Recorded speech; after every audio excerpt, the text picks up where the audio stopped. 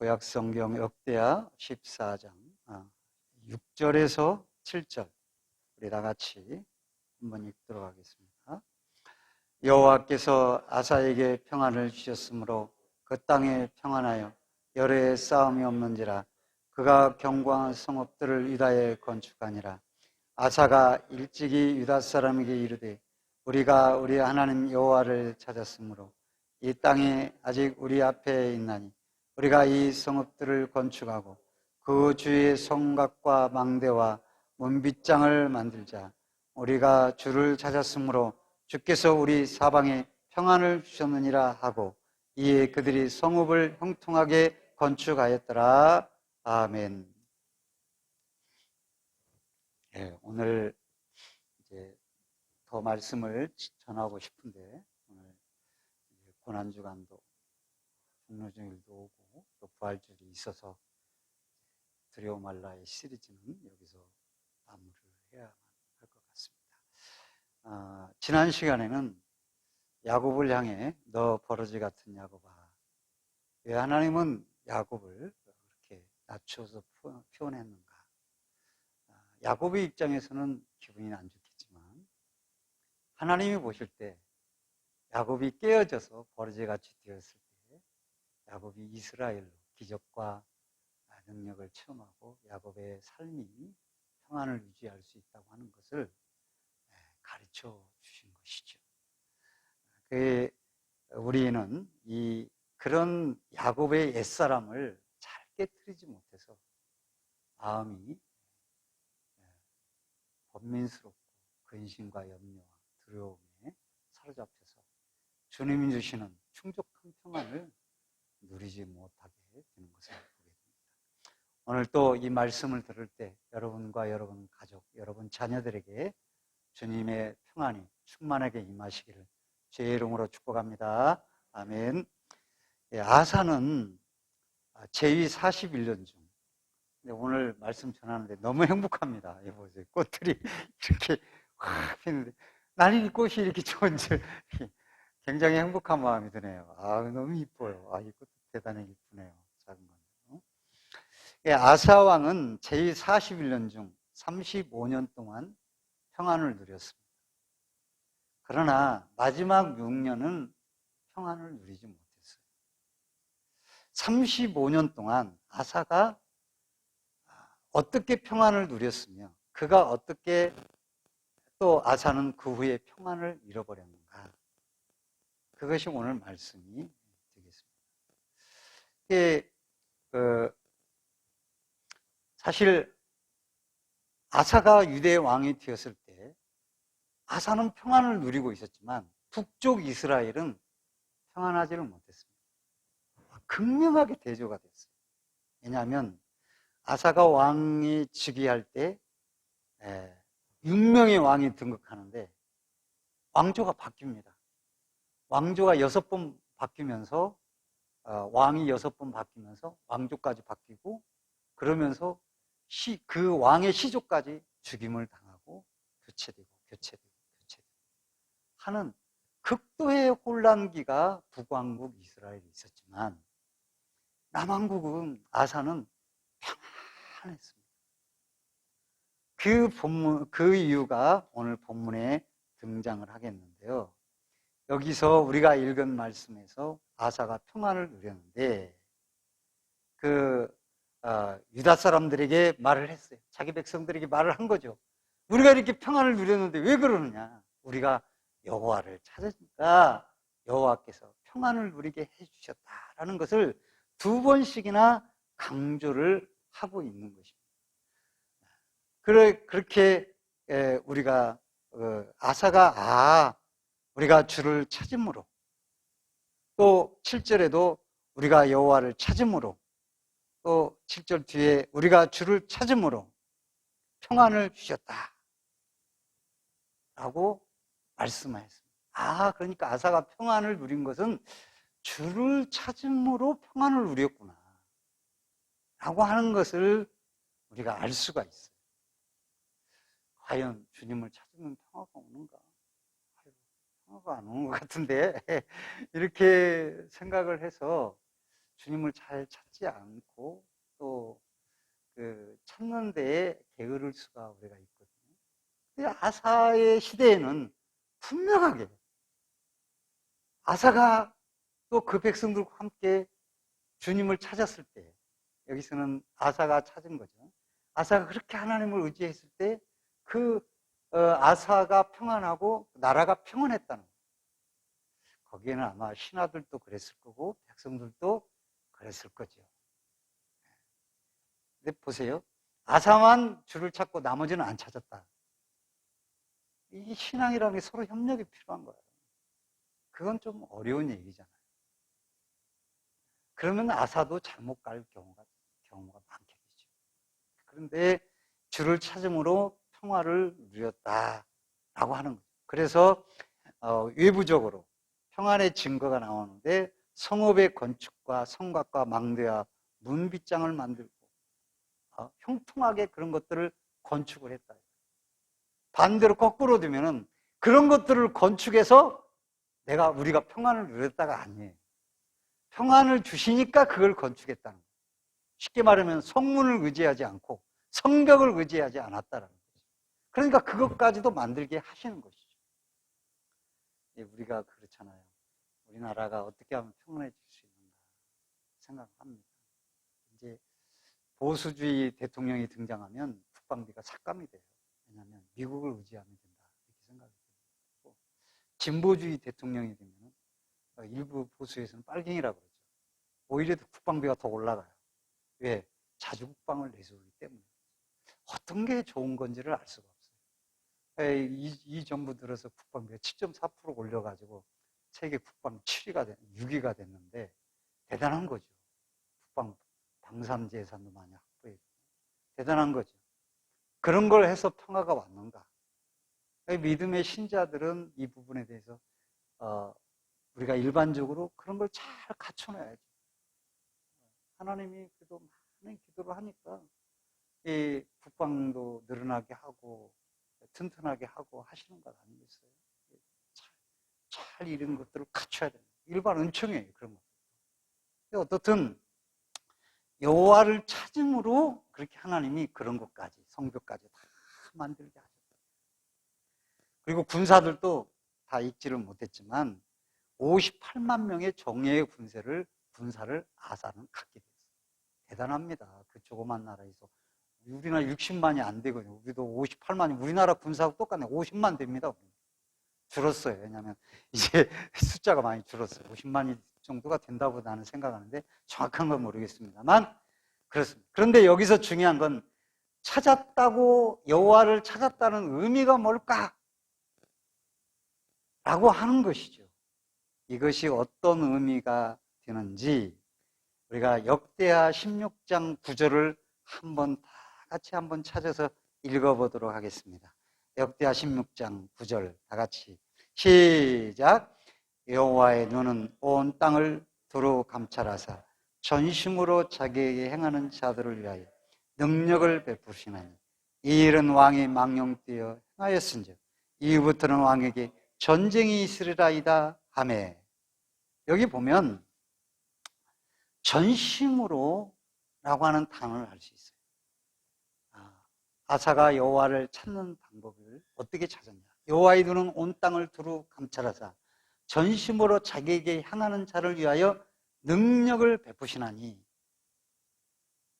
라고 했습니다. 근데 전심은 그 마음의 완전함을, 순전함으로 그 마음을 드린다라는 의미가 있어요. 그러니까 다른 불순물을 다 제거하고 순도가 뭐 거의 100%, 99%, 99.99%, 뭐 90, 이렇게 되는 상태. 그 순간이라도 그런 순간이 있을 때에 전심이 되는 거예요. 아사가 대단한 사람이에요. 41년 제위 기간에 35년 동안 여호와를 찾았다고 그러는데 대충 찾았나 보다. 그게 아니라 전심으로 찾은 거예요. 그래서 이렇게 너에게 평안을 주었지 않느냐. 선지자, 선견자 하나니가 그렇게 왕에게 얘기하는 겁니다. 그러니까 전심이 참 대단해요. 이렇게 찾을 수 있는가? 평범한 사람은 찾을 수도 있겠다. 그렇게 생각이 듭니다. 그런데 왜냐하면 너무 부족한 게 많고 연약하고 필요한 게 많고 하니까 전심을 당해서 뭐 구하면서 모르죠. 구할 때 돈이 더 전심이 돼가지고 여호와를 찾는 건지 여호와 한 분이 전심이 되어서 돈을 구하는지는 알 수가 없지만은 문제가 더 중요해서 여호와를 찾는 건지 아니면 여호와를 찾기 위해서 문제가 옆에 있는 건지는 알 수가 없지만은 이 아사는 왕이잖아요. 무소불위의 권력과 재물을 가지고 있어요. 아무리 돈이 없다 그래도. 그러니까 여호와를 그렇게 전심으로 찾는다는 게 쉽지가 않은 거예요, 여러분. 그러니까 변질이 왜 되는지 우리는 잘 이해를 못 하는데 가져보면 다 변질되는 겁니다. 너무 많이 있으면은 정신이 다 혼란해지고 혼비해지는 거예요. 잘 될 것 같지만 어려운 겁니다. 그런데도 불구하고 35년 동안 전심으로 여호와를 찾았다고 하는 것은 아사 왕이 왜 선한 왕 중에 훌륭한 왕이었던가. 정말 제가 뒤에 이 6년 동안의 잘못된 삶을 놓고 있다 할지라도 아사 왕은 정말 대단한 사람입니다. 나 같으면 그렇게 할 수 있을까? 그렇게 못할 거다. 나는 다 생각을 해봅니다. 그런데 아사는 그렇게 살았으니까 굉장한 사람이에요. 그래서 우리가 이 전심을 이해를 해야 됩니다. 그래서 전심은 세 가지입니다. 첫째, 질적인 것이 어떤 거냐. 예, 모든 우리가 주스를 마실 때도 20%가 있고, 50%가 있고, 70%가 있고, 100%가 있다. 델몬트 유명한 그 주스, 키스트인가 뭔가 그런 것들은 거의 100%가 됩니다. 그런 주스하고 10% 주스하고 다르잖아요. 그와 마찬가지죠. 여기서 전심은 100%의 마음을 사실은 말하는 거죠. 그런데 이렇게 100%가 순간에 나올 수 있냐? 아니죠. 소소함이 쌓여서 하나님을 찾는 일이 있었기 때문에 어떤 순간에 100%가 튀어나올 수가 있는 것이에요. 평상시에 아무것도 하나님을 안 찾다가 하나님을 급박하게 찾아진다. 쉽지가 않아요. 그럴 때는 급박하게 다른 것을 향해서 찾죠. 마음이 돌아가죠.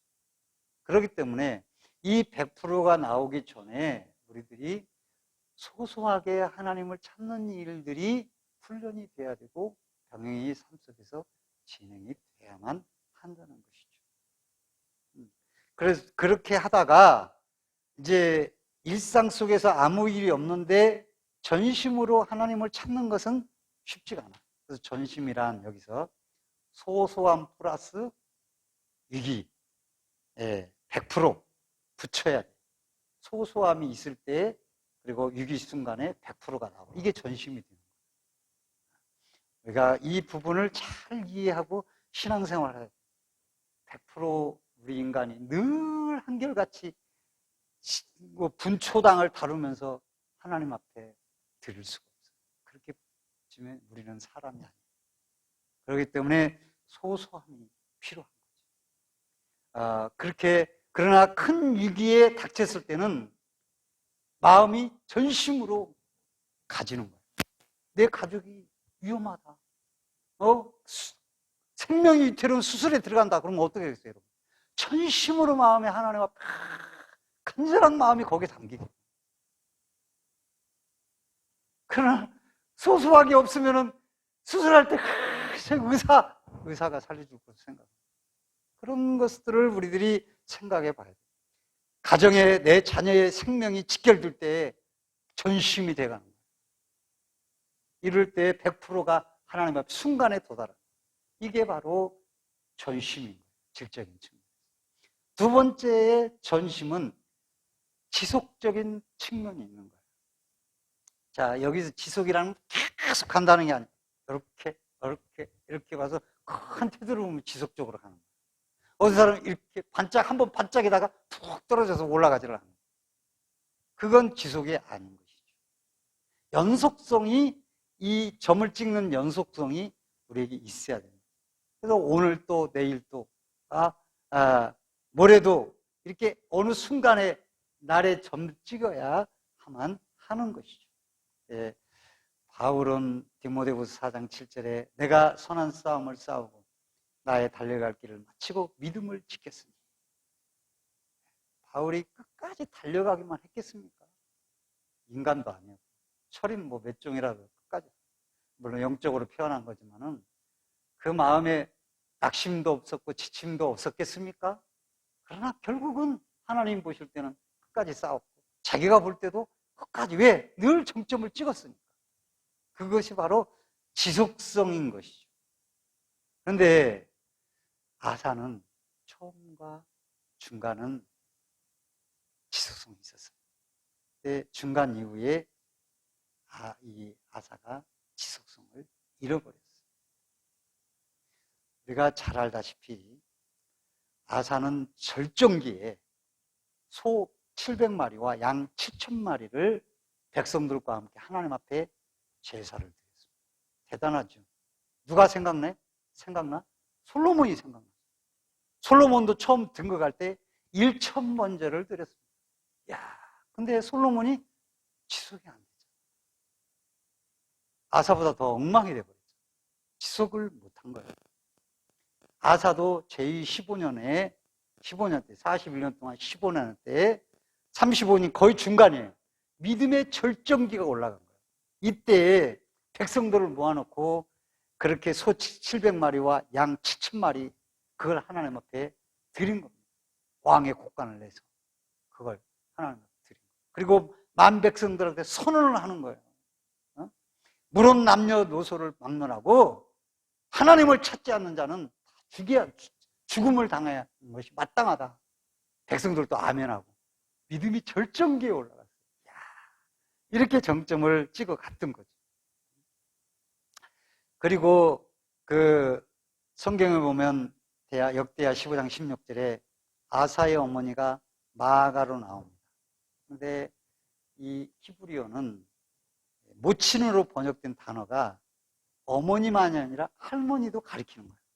마아가는 사실 아사의 할머니예요. 아사의 어머니는 일찍 죽은 것으로 나오는 것이죠. 그래서 할머니가 아사를 키웠어요. 근데 아사는 그 할머니가 그 아사에게 좋은 영향을 주지를 않았어요. 그럼에도 불구하고 아사가 믿음을 잘 지켰어요. 왜냐하면 그 15장 16절에 보면은 아사왕 어머니 마아가가 아세라의 가증한 목상을 만들었으므로 아사가 그 태우의 자리를 피하고 그의 우상을 찍고 기드론 시내가에 불살랐습니다. 생각해 보세요. 자기를 키워준 할머니의 우상을 불러 태우면서 빻아가지고 불살르고 그렇게 할머니를 폐위까지 시킬 정도로 믿음의 절정기를 가진 훌륭한 왕. 그리고 자기가 구별한 것들을 음과 근을 하나님의 전에 드렸고 마음을 온전히 하나님께 바침으로 말미암아 전쟁이 없는 평안의 나라를 누리게 되었던 것입니다. 그래서 오늘 우리가 읽은 14장 6절 다시 한번 읽겠습니다. 시작. 여호와께서 아사에게 평안을 주셨으므로 그 땅이 평안하여 여러의 싸움이 없는지라 그가 견고한 성읍들을 유다에 건축하니라. 이 결과로 이 평안을 주셨다. 평안을 누리게 되었다라고 하는 것입니다. 이렇게 지속성 있는 신앙을 가졌을 때 에디오피아 당시는 구스왕 세라가 100만 대군을 밀고 내려왔어요. 강대국. 58만으로 이 군대를 구스 군대를 물리치는 업적을 쌓기도 큰 승리를 가져왔다라고 하는 것입니다. 그래서 14장 9절에서 11절에 그 부분에 대해서 언급을 하고 있습니다. 네가 그렇게 하나님을 지속적으로 찾았을 때 너에게 큰 승리를 주었지 않느냐라고 말하는 것입니다. 그런데 이렇게 하나님을 의지하다가 35년까지는 잘 숨기고 의지했는데 이 지속성에 문제가 생기게 됩니다. 16장 1절에서 3절 한번 읽어봅시다. 16장 1절에서 3절. 다 같이 시작. 아사 왕 제36년에 이스라엘 왕 바아사가 유다를 치러 올라와서 라마를 건축하여 사람을 유대 왕 아사에게 왕래하지 못하게 하려 한지라. 아사가 여호와의 전 곡간과 왕궁 곡간에 은금을 내어다가 다메섹에 사는 아람 왕 베나다색에 보내며 이르되, 거기까지만 읽겠습니다. 이 무슨 말이에요? 북이스라엘 왕 바아사가, 그것도 모반을 해서 일어난 왕인데, 이 바아사가 말이죠, 남쪽 유대의 땅을 욕심을 내가지고 쳐들어온 거예요. 그리고 백성들로 하여금 남쪽으로 못 나가게 철조망을 치고 문을 만들어 놔서 못 넘어가게 만들고 벽을 만든 거예요. 그러니까 이 쳐들어오니까 겁이 나가지고 성전의 아사가, 믿음이 이제 지수성이 떨어진 거죠. 성전의 곡간과 자기의 왕궁의 곡간을 헐어가지고 누구에게 찾아가냐? 아람 나라 왕에게 찾아가요. 아람 나라 왕에게 우리를 도와주시고 용병을 파송하게 해주면은 우리가 이걸 드릴 테니까 용병을 파송해 주세요. 그렇게. 그러니까 내가 볼 때는 아사의 변질은 그 신하들의 변질도 여기 해당되는 거예요. 그래서 같이 그렇게 지혜롭죠? 얼마나 정치적이며 책략적입니까? 강대국의 도움을 받게 한 것은, 요청하는 것은. 그런데 웬일입니까? 그거부터 이 아람 나라가 유대를, 북이스라엘을 점령했을 뿐만 아니라 아수르가 됐죠. 이 아람 나라가 계속 괴롭히는 겁니다. 유다를. 남쪽 유대를. 아주 골치 아픈 상황. 그러니까 호랑이를 들여놓은 것이죠. 이걸 하나님이 지적을 하는 거예요. 아사가. 그래서 우리들이 중요한 내용이 나오는데, 어떤 내용이 나오냐? 우리가 이 17장에 보면 그런 말씀이 나와요. 무슨 말이 나오냐? 네가 다윗의 처음 길로 행하여 바알들에게 구하지 아니하고 하나님께 구하며 그의 계명을 행하고 이스라엘 행위를 따르지 아니하였습니다. 중간에 그게 무너졌다. 그래서 쭉 그 17장의 내용이 읽으면 거기 나오게 되는데, 여기에서 뭘 그 백성에게 강조했냐 하고 하면은, 하나님을 찾고 손을 강하게 하고 약해지지 않도록 해라. 16장 1절에서 7절 내용이 그런 내용.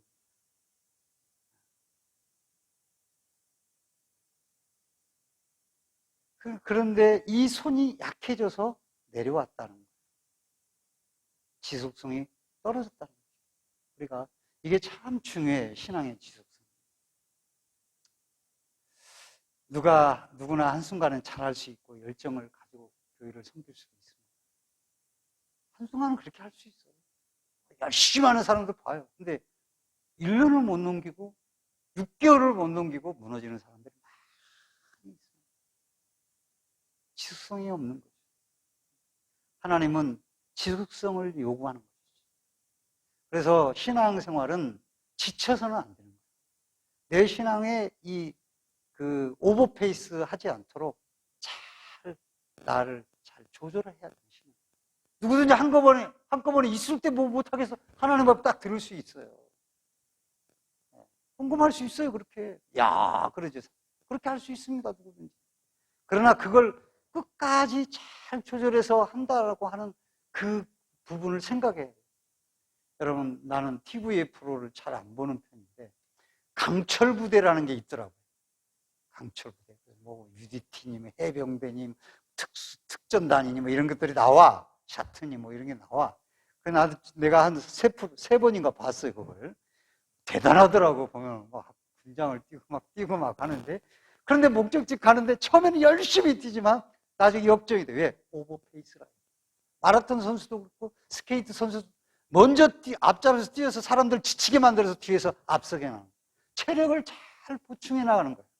이 일을 위해서 하나님을 섬기는 데 있어서 나의 모든 삶의 체력을, 심령과 마음을 잘 단도리 해서 지속적으로 그 신앙의 삶을 살아가도록 조정을 하고 페이스를 조절할 필요가 있는 거예요. 한 번에 번쩍일 수 있지만 그 후에 번아웃 되면 안 되는 거예요. 그러니까 지쳐가지고 쫙 쳐지고 신앙도 낙심하고 시험에 오면 다 무너지는 거예요. 그렇게 됐을 때 벌써 오거든요. 우리들이 신앙생활은 지속성을 버리지 말고 끝까지. 그래서 에베소 6장 24절 우리 주 예수 그리스도를 변함없이 사랑하는 모든 자에게 은혜가 있을지. 그리고 누가복음 11장 8절에 보면 내가 너에게 말하느니 비록 벗김으로 인하여서는 일어나서 주지 아니할지라도 그 간청함을 인하여 일어나 그 요구대로 주리라. 밤중에 친구가 찾아왔다 그래서 떡 세 덩이를 구하러 오는데 밤중에 누가 떡을 내줘. 졸리고 피곤하고 자기도 먹어야 되는데. 그런데 말이죠. 떡 굽는 데 가가지고 그 밤에 계속 두드리니까 내주는 거라. 강청함을 위해서. 그 끈질김. 과부의 기도도 마찬가지. 끈질김.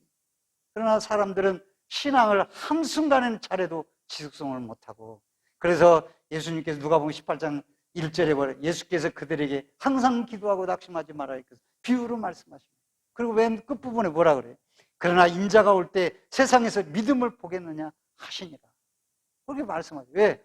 아유, 기도 그렇게 해야 돼. 그리고 여러분, 기도라는 것이 막 시간을 들여서 하는 것도 있지만 늘 삶 속에서 기도하는 마음을 갖고 살아야 되는 거예요. 그렇게 끈질기게. 예? 그렇게. 그런데 그런 것들이 이제 사라져 가는 거예요. 예수 믿는 사람들도.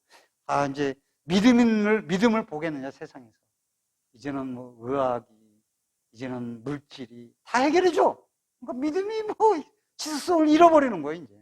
세상의 풍요 속에서.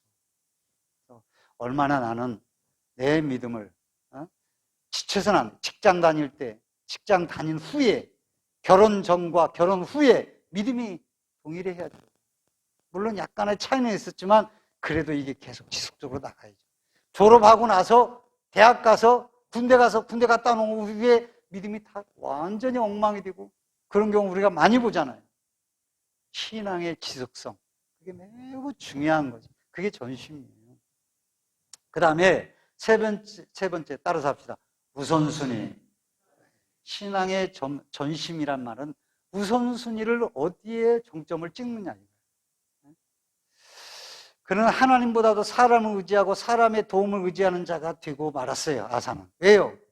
우선순위를 자꾸 놓치다 보니까 그렇게 됩니다. 우리도 마찬가지예요. 우선순위를 놓치면은 사람이 이게 자기는 아닌 것 같아도 이미 그는 주변이 문제가 생기게 되고 곡간을 내어서 무상하게 바치는 사람이 되게 되는 거죠. 아무 우선순위가 그렇게 중요한 거예요. 그래서 이 처음부터 구별해 드리는 훈련과 습관을 가져야 돼요. 우선순위가 하나님 앞에서 멀어지면 결국은 아사가 되게 되고 평안이 사라지게 됩니다. 우리가 하나님 앞에 우선순위를 드릴 줄 알아요. 그 다음에 이 아사가 제39년에 이제 그의 전심을 돌이킬 기회가 찾아옵니다.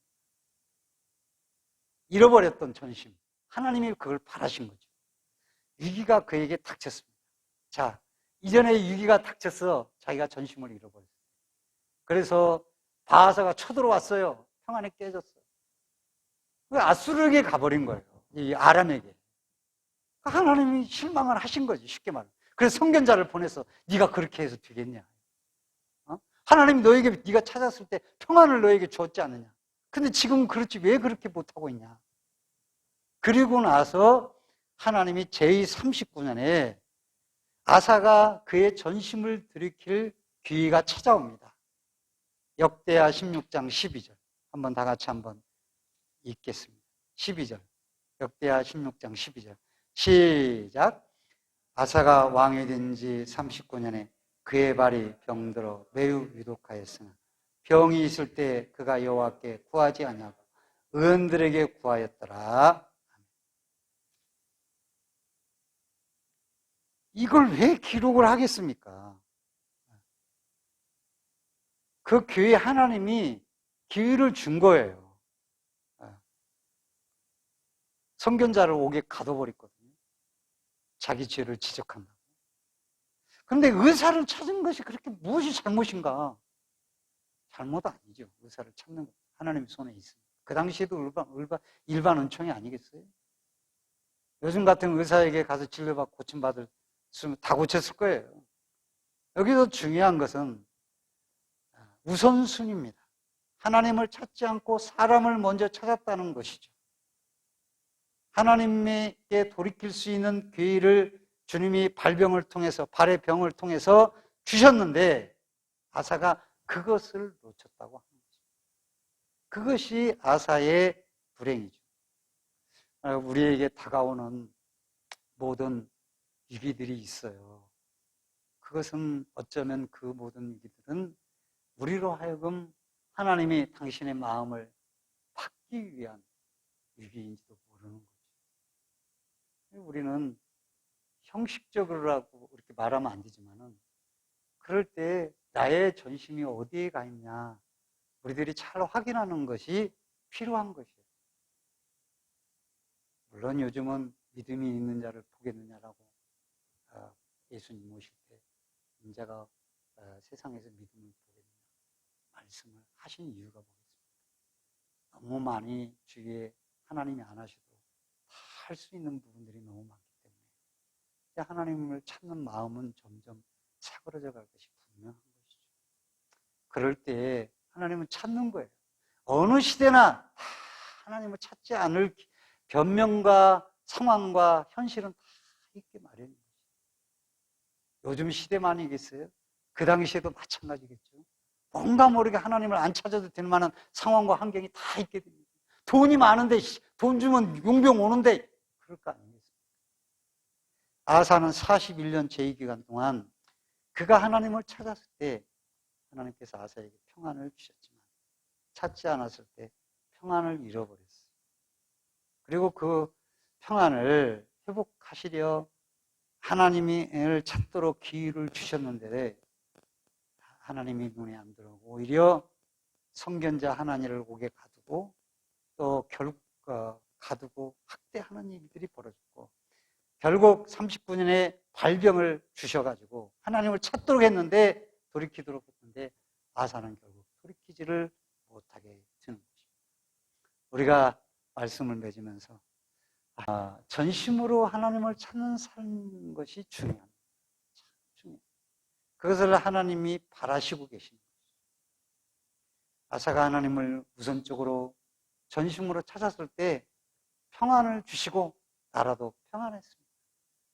사람의 마음을 살피사 그의 진심을 보시는 하나님은 언제나 변함없이 온전한 마음으로 당신을 찾고 의지하는 자들에게 은혜를 주시기를 원하고 평안을 주시기를 원하시는 것이죠. 자, 여호와의 축복은 시작이 뭐냐? 내가 복을 받는 축복은 뭐냐? 평안을 주시는 거야. 평안이 축복의 시작이 됩니다. 그래서 구약 성경을 쫙 읽다 보면 평안을 주셔요. 항상 복을 주시기 전에 평안을 주셔요. 그러므로 상황을 초월해가지고 변함없이 하나님을 찾는 자만이 여호와의 축복을 받을 수 있다고 하는 사실을 우리가 알아야 됩니다. 그래서 오늘 말씀을 맺으면서 저와 여러분은 여호와를 찾음으로 인해서 하나님의 평안, 축복의 시작이 저와 여러분의 가정에, 여러분 자녀들에게 충만하게 임하시기를 주의 이름으로 간절히 축원드립니다. 아멘.